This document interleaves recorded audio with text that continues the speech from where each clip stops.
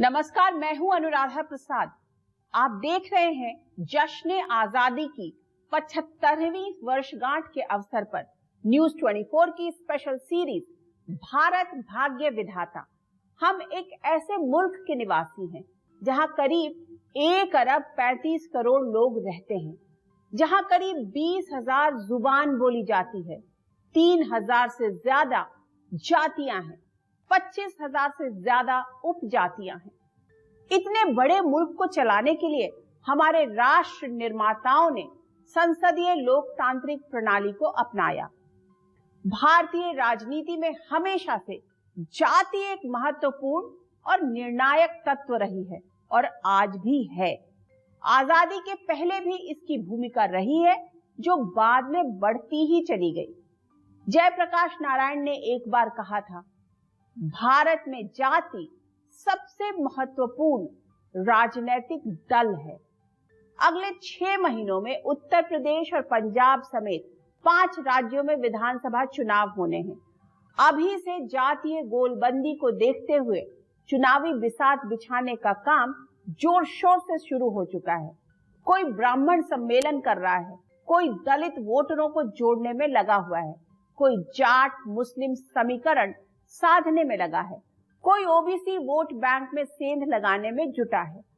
आज मैं आपको बताऊंगी कि हमारी सियासत जाति के चंगुल से आजाद क्यों नहीं हुई। दुनिया के सबसे बुलंद लोकतंत्र की ज्यादातर सियासी पार्टियां एक और विकास की बात तो करती हैं, लेकिन चुनाव में जाति के आधार पर ही अपने उम्मीदवार उतारती हैं। आखिर कोई भी सियासी दल ईमानदारी से जात पात की दीवार तोड़ने की कोशिश क्यों नहीं करता। भारत भाग्य विधाता में आज बात जाति पुराण की।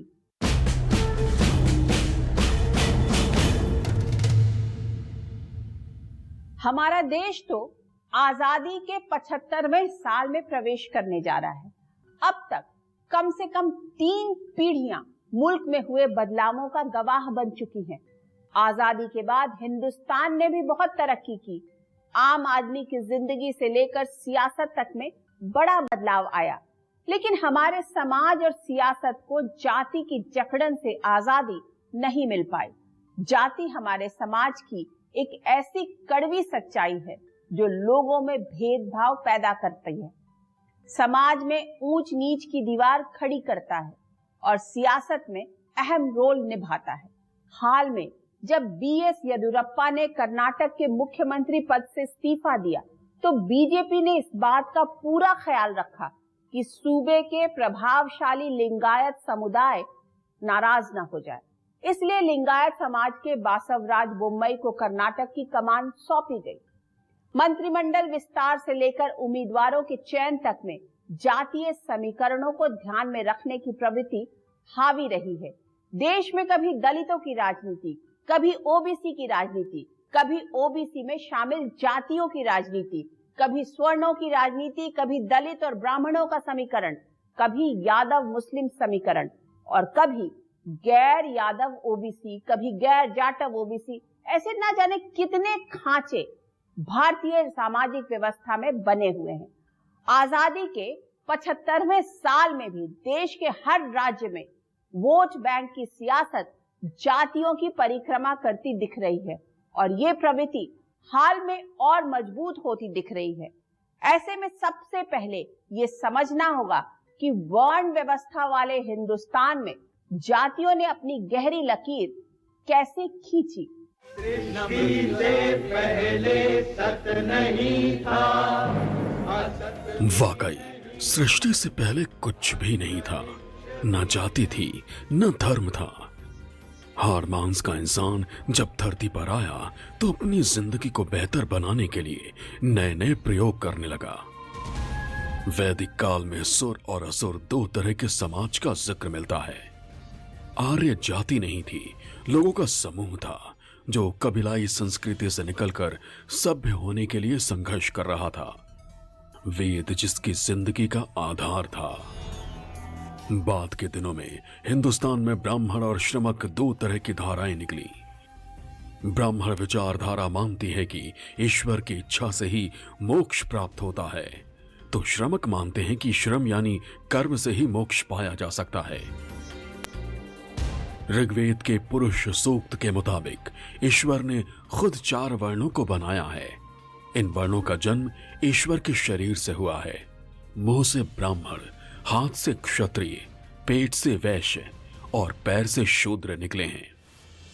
पुरुष सूक्त में वर्ण व्यवस्था का पहली बार दिग्दर्शन होता है और यह पूरी तरह से कर्म आधारित है, जन्म आधारित व्यवस्था नहीं है।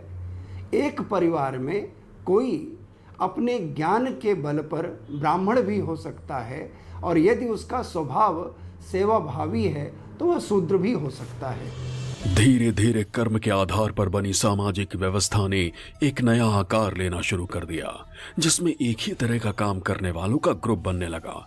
बाद में यही ग्रुप अपने हितों की रक्षा के लिए समाज में बदल गया।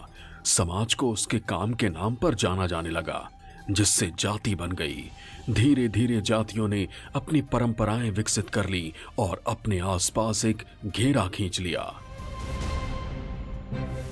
ऋग्वेद के दौर में समाज में वर्ण व्यवस्था ही चलन में थी, जो जन्म की जगह कर्म और गुण पर आधारित थी। वर्ण व्यवस्था समाज को बेहतर तरीके से संचालित कर रही थी, तो आश्रम व्यवस्था लोगों को आदर्श जीवन की राह दिखा रही थी। लेकिन उसी दौर में जाति व्यवस्था समाज में अपनी जगह बनाने लगी थी। पौराणिक ग्रंथ बताते हैं कि नीची जातियों के लोगों का ऊंची जातियों के करीब आने से मनाही थी। उन्हें गांवों से बाहर रहने पर भी मजबूर किया जाता था। समय के साथ कर्म आधारित वर्ण व्यवस्था जन्म आधारित होने लगी। ऋग्वेद के अंदर वर्णन मिलता है 10-50 बार कहे जाते हैं। उसके बाद राक्षस शब्द का प्रयोग हुआ है, यानी कि वर्ण होगा या वर्ग होगा, जिसका 20 बार उच्चारण होता है। फणी जो है वो 13 बार आते हैं और निषाद 7, यानी कि उसके अंदर भी समूह रहे होंगे। लेकिन बाद में जब मनु ने प्रतिलोम और अनुलोम विवाह के अंतर्गत वर्ण संकर की बात करी, तब से जो है जातियां कहीं ना कहीं अलग अलग होती रहीं। मनुस्मृति के दौर तक समाज में जाति व्यवस्था बड़ा आकार ले चुकी थी। ऊंची और नीची जातियों के बीच की खाई बहुत चौड़ी हो चुकी थी। आपस में खान पान, शादी ब्याह जातियों के भीतर सीमित हो गए। शूद्रों यानी शोषितों को समाज से बाहर कर दिया गया। ऊंची जातियों के लिए शोषितों के साथ खान पान और वैवाहिक संबंध रखना पूरी तरह से बंद कर दिया। ऐसा करने वालों को जाति से बाहर निकाला जाने लगा। जाति व्यवस्था को मजबूती से बनाए रखने के लिए पवित्र और अपवित्र की अवधारणाओं को सख्ती से लागू किया जाने लगा। उस समय की वर्ण व्यवस्था को फिर बाद में महाभारत में, खासतौर पर गीता में चातुर्वर्ण्यम मया सृष्टम गुण कर्म विभागशः, इससे जोड़ा गया। और वहां से फिर मनुस्मृति में वर्ण की चर्चा कि ईश्वर ने जो सृष्टि बनाई उसमें ब्राह्मणों का ब्रह्म के सिर से और राजपूतों का बाहु से, वैश्यों का जंघा से और शूद्रों का पैर से जन्म हुआ। हिंदुस्तान में हर हिस्से में शोषित थे। ये तबका वो काम करता था जिसे समाज में छोटा समझा जाता था। समाज में इनकी बड़ी भूमिका थी, लेकिन इन्हें वो सम्मान हासिल नहीं था जो दूसरी जातियों को था। इतिहास बताता है कि जाति के आधार पर भेदभाव में थोड़ी कमी मौर्य साम्राज्य के दौर में आई। इसे शोषित जातियां क्रांति काल भी कहती हैं। इस दौर में बौद्ध धर्म के वजूद में आते ही शोषितों में नई उम्मीद दिखी। सदियों से चली आ रही व्यवस्था को तोड़कर एक नई तरह की जिंदगी जीने की। शोषित समुदाय के लोगों ने तेजी से बौद्ध धर्म अपनाना शुरू कर दिया और यह सिलसिला आज भी जारी है। एक अनुमान के मुताबिक बौद्ध आबादी का 90% हिस्सा शोषित समुदाय से धर्मांतरण कर गए लोगों का है। उत्तर वैदिक काल में ही जाति व्यवस्था ने आकार लेना शुरू कर दिया था। महाभारत काल में राजा शांतनु का विवाह निषाद जाति में पैदा हुई सत्यवती से हुआ था। सत्यवती के पुत्र वेद व्यास की गिनती श्रेष्ठ ब्राह्मणों में होती थी। रामायण काल में सूर्यवंशी राम केवट को अपना दोस्त बताते हैं और भील शबरी के जूठे बेर भी खाते हैं। त्रेता युग से द्वापर युग तक में जाति व्यवस्था तो थी, वक्त के साथ जातियों के बीच आपसी वर्चस्व और तनातनी बढ़ती रही। अंग्रेज जब भारत आए तो यहाँ की सामाजिक व्यवस्था उनकी समझ से बाहर थी। जातियों में बटे हिंदुस्तान पर हुकूमत के लिए वो तिकड़म लगाने लगे। बात साल 1834 की है। ईस्ट इंडिया कंपनी के एक बड़े अफसर थे जेम्स प्रिंसेप। उनकी देखरेख में बनारस की जनगणना हुई।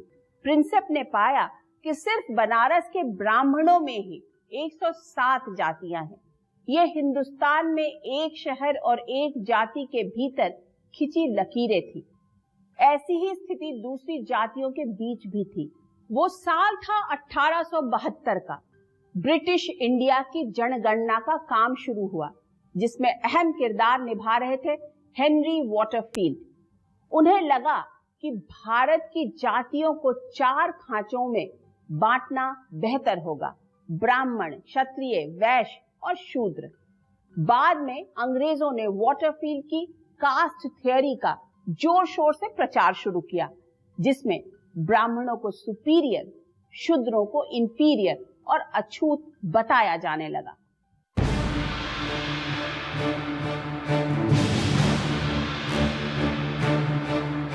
अंग्रेज हिंदुस्तान में एक ऐसा फिरका तैयार करना चाहते थे जो उनकी जुबान समझ और बोल सके, हिंदुस्तान पर ब्रिटानिया हुकूमत की जड़ें मजबूत करने में अहम किरदार निभा सके।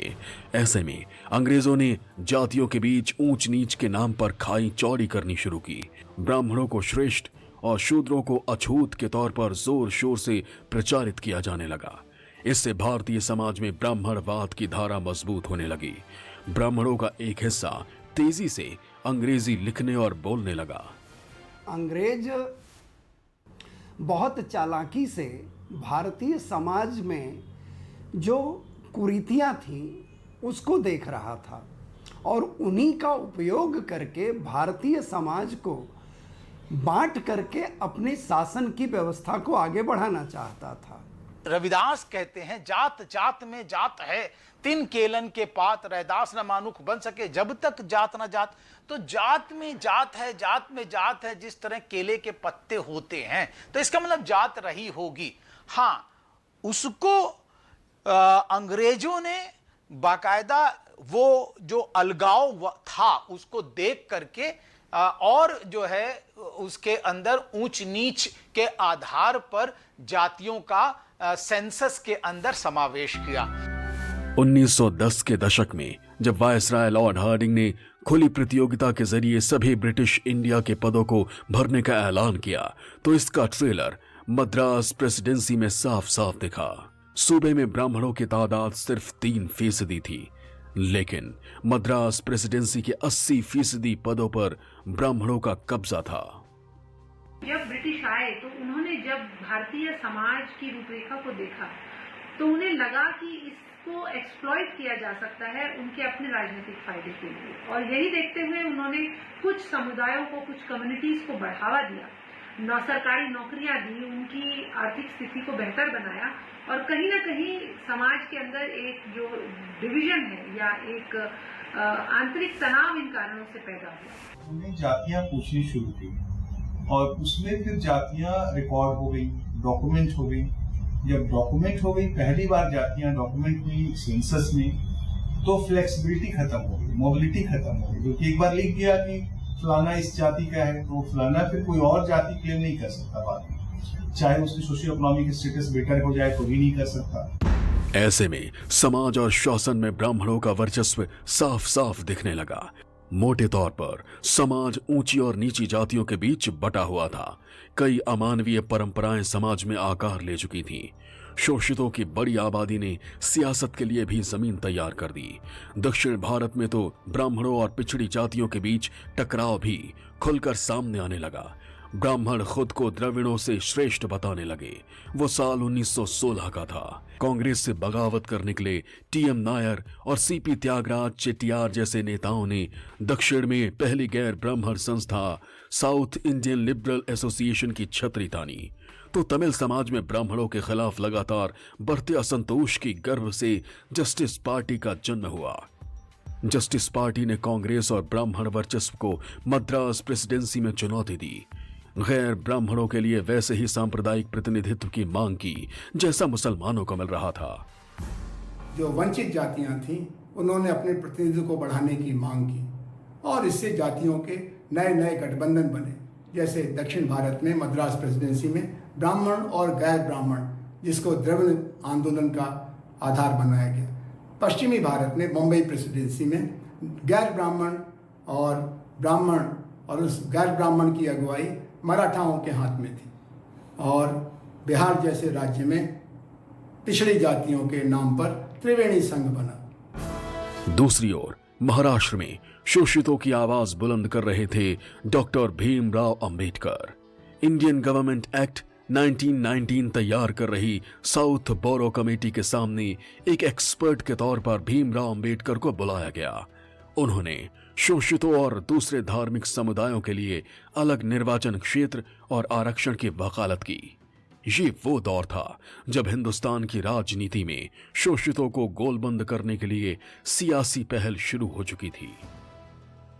देखिए, बाबा साहब अंबेडकर ने पहली बार दलितों का प्रतिनिधित्व, स्व प्रतिनिधित्व, सेल्फ रिप्रेजेंटेशन 1919 में फ्रेंचाइज कमेटी के आगे रखा और उन्होंने कहा कि एक अच्छी सरकार केवल इसलिए नहीं होती कि वो लोगों का ओपिनियन रिप्रेजेंट करती है, बल्कि एक अच्छी सरकार वो होती है जो सेल्फ रिप्रेजेंटेशन देती है, व्यक्ति का स्व प्रतिनिधित्व। और इसलिए उन्होंने पहली बार डिमांड रखी फ्रेंचाइज कमेटी के आगे। जस्टिस पार्टी की मांग पर मद्रास असेंबली में गैर ब्राह्मणों के लिए 28 सीटें रिजर्व कर दी गईं। ये वहां के सामाजिक समीकरणों का ही नतीजा था कि जस्टिस पार्टी ने 1920 के चुनाव में 98 में से 63 सीटें जीत ली। बाद में दक्षिण भारत में द्रविड़ आंदोलन के परचम को आगे बढ़ाया ईवी रामास्वामी नायकर पेरियार ने। वहीं महाराष्ट्र के शोषितों के आत्मसम्मान की लड़ाई आगे बढ़ाने में BR अंबेडकर पूरी शिद्दत से जुटे थे। बात 1927 की है। महाराष्ट्र के कोकण इलाके का एक कस्बा है महार। वहां के तालाब के पानी को छूने की शोषितों को आजादी नहीं थी।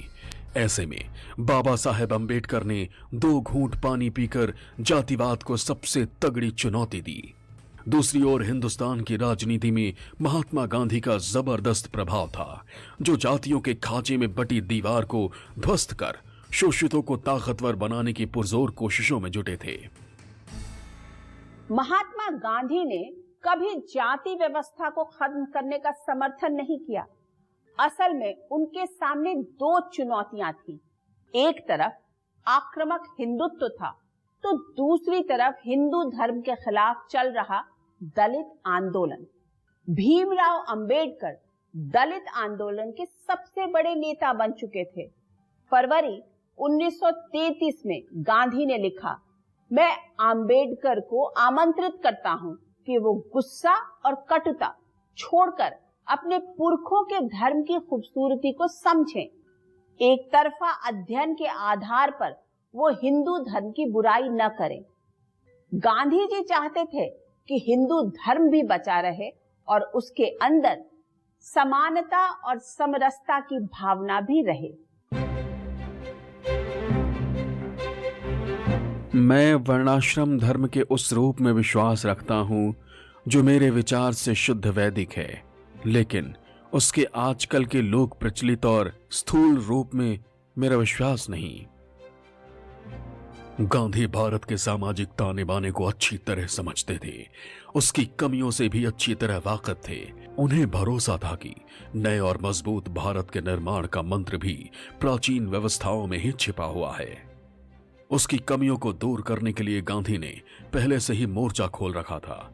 छुआछूत मिटाने के लिए गांधी पूरी जिंदगी संघर्ष करते रहे, लेकिन जब भीमराव अंबेडकर ने दलितों के लिए अलग चुनाव की मांग की तो गांधी इसके लिए तैयार नहीं थे।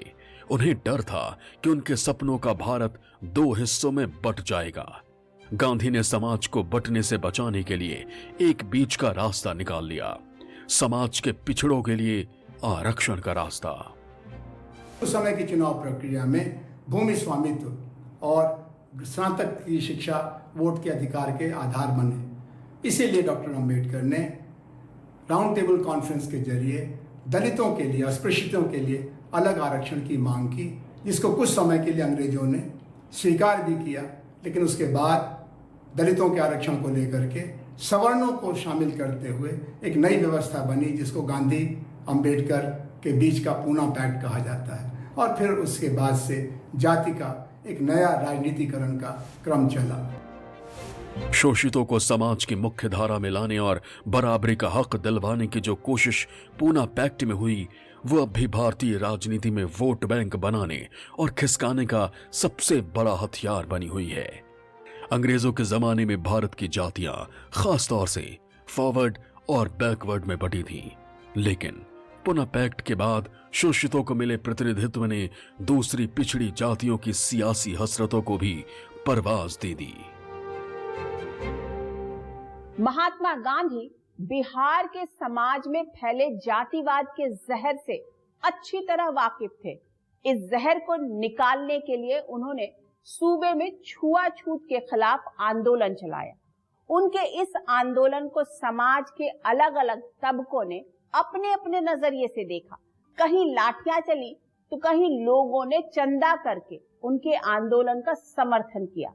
गांधी जी के बिहार दौरे पर अमृत बाजार पत्रिका ने 4 मार्च 1934 को लिखा, अ सक्सेसफुल बेगर। उस दौर में बिहार में सक्रिय सियासी पार्टियां वायदा करती दिख रही थी कि पिछड़ी जाति के लोगों को अगड़ा बना देंगे। चुनाव हुए तो जाति के आधार पर वोट डालने की परंपरा का श्री गणेश हुआ। उसी दौर में त्रिवेणी संघ भी बना। इस संगठन ने हिंदी पट्टी के पिछड़े तबकों के लोगों को संघर्ष के लिए मजबूत वैचारिक जमीन दी। हालांकि त्रिवेणी संघ को यादव, कोयरी और कुर्मी जातियों का संगठन बताने की कोशिश हुई, लेकिन इस संगठन ने पिछड़ों की नुमाइंदगी का दावा किया, जिस पर महाराष्ट्र में चले ज्योतिबा फुले और अंबेडकर की ओर से चलाए गए आंदोलन की छाप के साथ साथ दक्षिण में चल रहे आत्मसम्मान आंदोलन का असर भी साफ साफ महसूस किया गया। 1947 में भारत आजाद तो हो गया, लेकिन जातियों के चक्रव्यूह से आजादी नहीं मिली। संविधान सभा में जातियों के प्रतिनिधित्व और निचले तबकों की रक्षा के लिए लंबा वाद विवाद हुआ। उनके लिए ये तय कर पाना बेहद मुश्किल था कि आरक्षण हो या न हो। जब संविधान सभा बनी तो उसमें अल्पसंख्यक हरिजन समुदाय और महिलाओं को लेकर समितियां सबसे पहले बनी।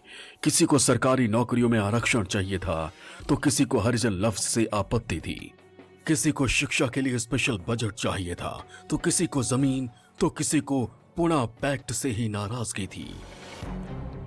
संविधान सभा में तीखी बहस का नतीजा निकला कि अगर हरिजनों के साथ साथ समाज के पिछड़े तबके के लोगों को 10 साल के लिए संविधान में विशेषाधिकार दे दिया जाए तो सदियों से ये पिछड़े लोग बाकी समाज के बराबर पहुंच जाएंगे। Professor K.T.. शाह का तर्क था कि नौकरियों में यदि आरक्षण नहीं होगा तो अफसर अपने इच्छानुसार पक्षपात करेंगे। भारतीय संविधान ने समाज की आकांक्षाओं के अनुरूप अपने लचीलेपन का उपयोग करते हुए समाज के हितों को संरक्षित करने का प्रयास किया है।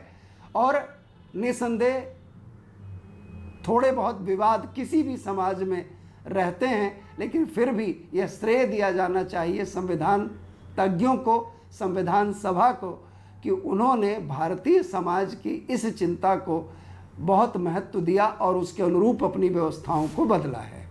संविधान सभा में तर्क दिया गया कि अनुसूचित जाति के लोगों को अच्छी योग्यता के बाद भी अच्छी नौकरी नहीं मिलती, उनके साथ जातिगत आधार पर भेदभाव किया जाता है। अंबेडकर समेत दूसरे दलित नेताओं ने चुनाव, नौकरियों और यहां तक कि कैबिनेट में भी आरक्षण की मांग उठा दी। तनातनी यहां तक बढ़ गई कि अंबेडकर ने कानून मंत्री के पद से इस्तीफा देने तक की धमकी दे दी। ऐसे में आरक्षण के कट्टर विरोधी सरदार पटेल को भी पीछे हटना पड़ा। अंबेडकर की दलील थी, जहां तक बात अनुसूचित जाति की है तो दूसरे अल्पसंख्यकों को पहले ही लंबे वक्त से सहूलियतें मिल रही हैं। वो पहले ही लंबे वक्त तक सुविधाएं भोग चुके हैं। मुसलमान 1892 से सुविधा भोग रहे हैं। ईसाइयों को 1920 से सुविधाएं मिली हुई हैं। अनुसूचित जाति को तो सिर्फ 1937 से ही कुछ लाभ दिए जा रहे हैं। इसलिए उन्हें ज्यादा लंबे वक्त तक सुविधाएं दी जानी चाहिए। लेकिन एक बार में 10 साल तक के लिए रिजर्वेशन का प्रस्ताव पास हो चुका है, तो मैं इसे स्वीकार करता हूं। हालांकि इसे बढ़ाने का विकल्प हमेशा रहना चाहिए।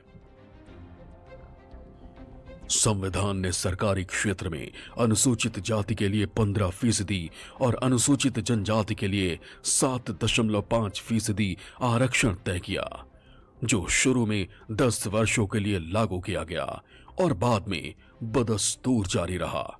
अब भी हिंदुस्तान के वोट बैंक राजनीति की धुरी बना हुआ है। भारत भाग्य विधाता सीरीज के पिछले एपिसोड में मैंने आपको बताया था कि कैसे हमारे संविधान निर्माताओं ने पेचीदा मसलों का हल आपसी सहमति के जरिए निकाला था। संविधान सभा के ज्यादातर सदस्यों की सोच थी कि भले ही संविधान के जरिए भारत के लोगों को समानता का अधिकार दिया जाए, लेकिन समाज खुद छुआछूत और भेदभाव की दीवार को गिराए। ये समाज को एक दूसरे के लिए हमेशा के लिए जोड़ने वाली सोच थी। इस सोच में कानून की बंदिशों से ज्यादा इंसानियत के धागे को जोड़ने का मर्म था। लेकिन सियासतदानों ने कभी जाति के नाम पर भेदभाव को खत्म करने की ईमानदार कोशिश नहीं की और आजाद भारत में जातियां सियासी बिसात पर गोटियों की तरह इस्तेमाल होने लगी।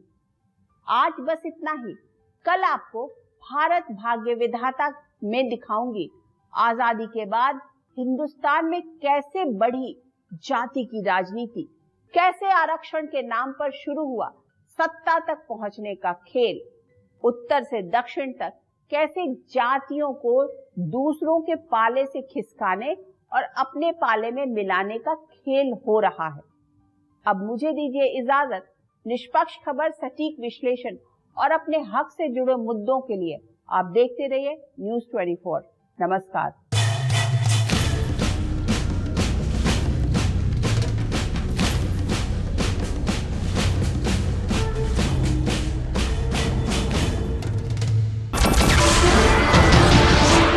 नमस्कार, मैं हूं मानक गुप्ता। अगर आपको हमारा ये वीडियो पसंद आया हो तो इसे लाइक और शेयर जरूर करें और हाँ, हमें सब्सक्राइब और फॉलो करना ना भूलें ताकि आप देश और दुनिया की कोई खबर मिस ना करें। तो जुड़े रहिए हमारे साथ और देखते रहिए न्यूज़ 24।